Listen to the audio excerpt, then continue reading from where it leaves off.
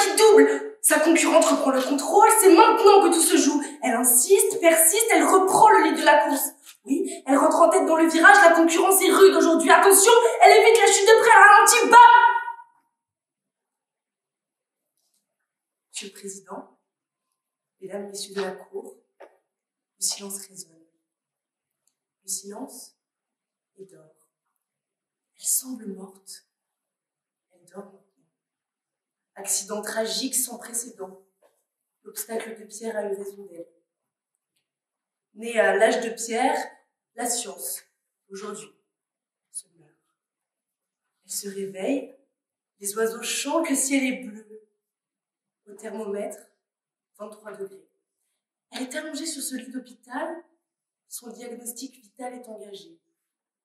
Sa vie, elle l'a consacrée à nous, humains.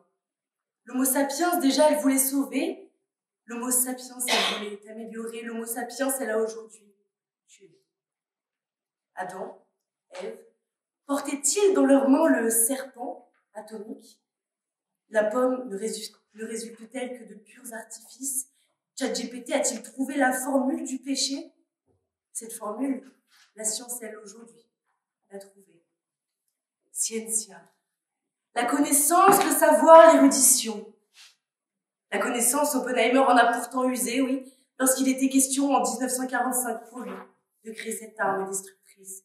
Ce n'était pourtant ni un fat man, ni un little boy, et pourtant, il a regretté dès qu'il a saisi tout son danger. Un homme, une arme, une bombe, vaut-elle tant de vie?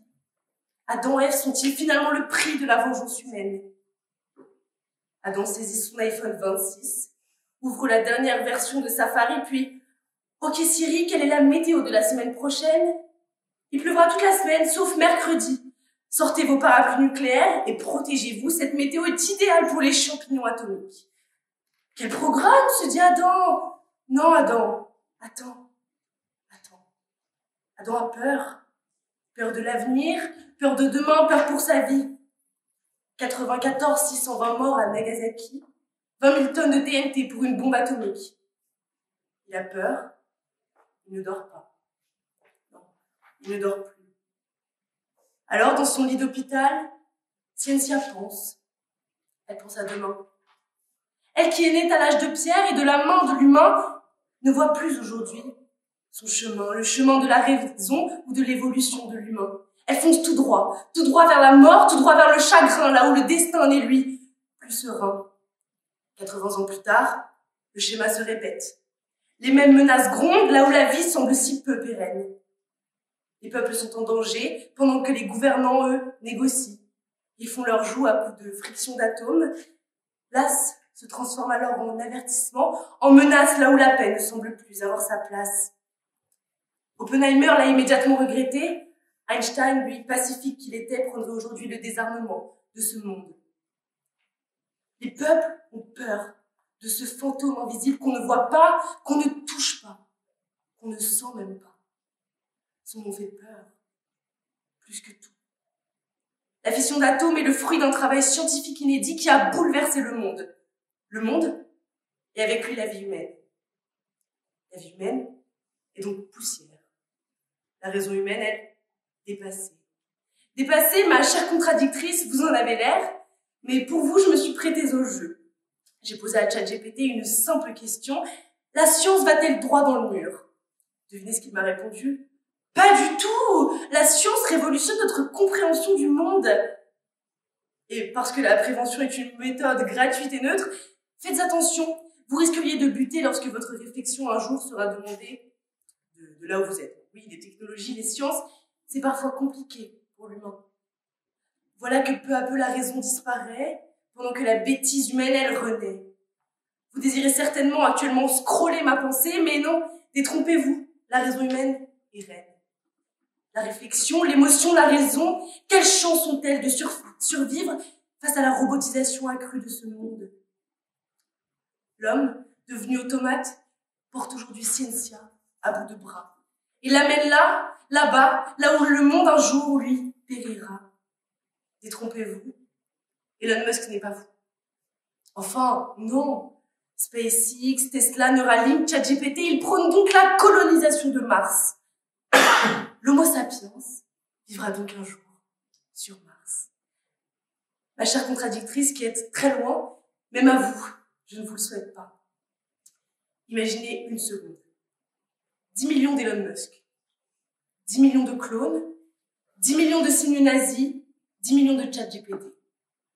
Modification des gènes, techniques de clonage, d'humains sur commande, de fabrication de vie humaine. L'éthique devient donc un élément artificiel, élément qui évolue dans la matrix et qui broie l'existence humaine. Mais la raison, elle, nous sauvera-t-elle? Juges, avocats, magistrats, vous êtes pourtant doués de raison, doués d'impartialité, de réflexion, de bon sens. Justice serait impossible, inimaginable sans vous. Et pourtant, sans vous, les robots fonctionnent. 24 heures sur 24, 7 jours sur 7, ils ne dorment pas, ne mangent pas, ils sont surefficients et automatiques. Peu à peu, les métiers sont détruits, les avenirs aussi, et avec eux, la porte de sortie disparaît.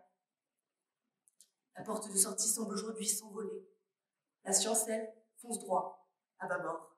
Elle doublera chaque obstacle, elle franchira chaque porte, elle soulèvera chaque montagne pour nous détruire, nous réduire à néant, nous amener sur Mars, dans les bras d'Elon Musk en autopilotage dans sa Tesla dernier cri. Le mur bétonné, lui, ne s'envolera pas. Il est là et attend patiemment que Scientia se réveille de son lit d'hôpital.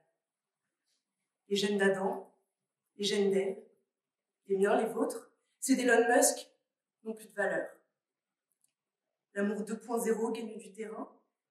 La pomme n'est plus rien pour Adam, n'est plus rien pour Ève.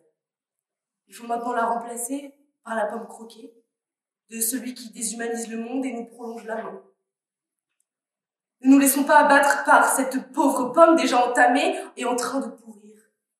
Prenons la raison, les sentiments, l'amour, l'envie, la joie. 8 milliards d'humains sur Terre, 8 milliards de pensées humaines sur Terre, 8 milliards d'amoureux sur Terre. Et pourtant, à la fin, il n'en restera qu'une. Alors, notre flambeau s'éteint, notre cerveau, lui, est atteint, mais la science, elle, vaincra, quand l'humain, lui, disparaîtra.